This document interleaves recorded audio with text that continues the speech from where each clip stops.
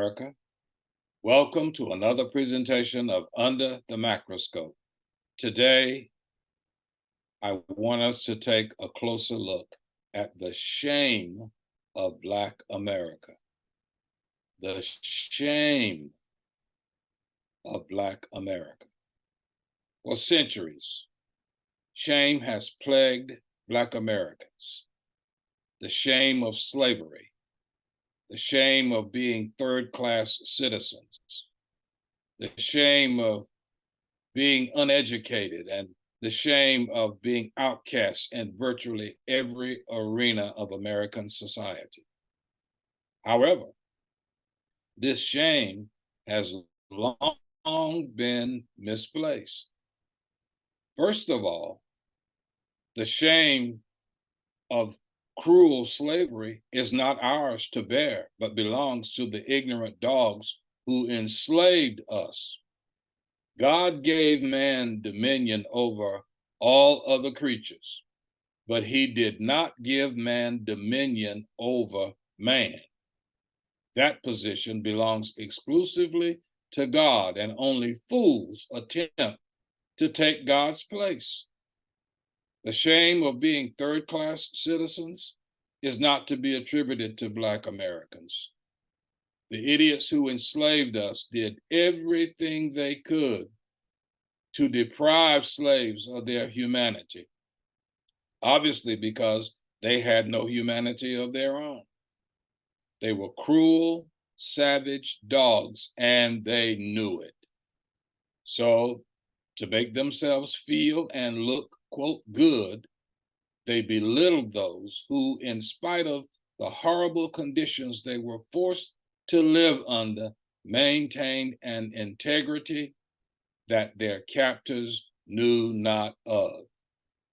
The shame of being uneducated must also be attributed to the heathens who, out of fear, did everything they could to lock down the minds of the enslaved, thinking that such oppression would make the captives, quote, inferior to their heathen captors.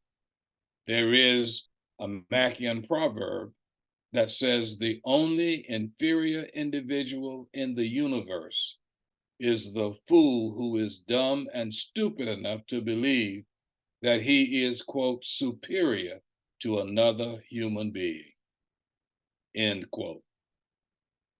There is no shame in being an outcast when you are blocked on every hand from using your God-given skills and talents to the benefit of mankind. But look at what was happening the entire time. The apparent outcasts were exercising authority that their captors knew not of.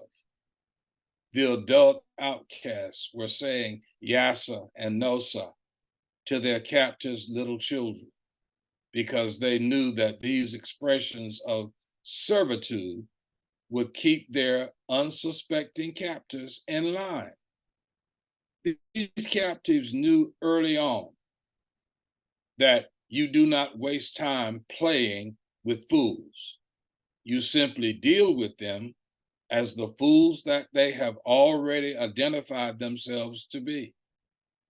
While the captives thought they had the, quote, upper hand, the captives were outpacing them by miles. The captives proved that they had the stamina to endure the hardships that would have killed their captors.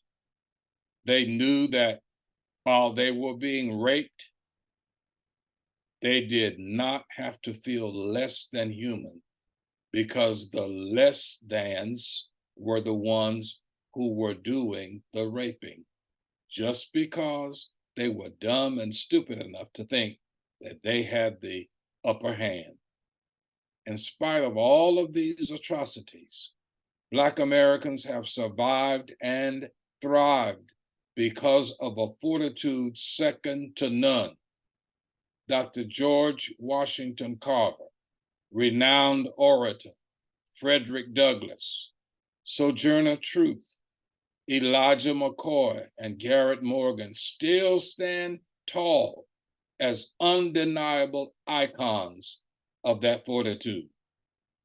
So, what does Black America have to be ashamed of? There is only one blemish of shame that Black Americans,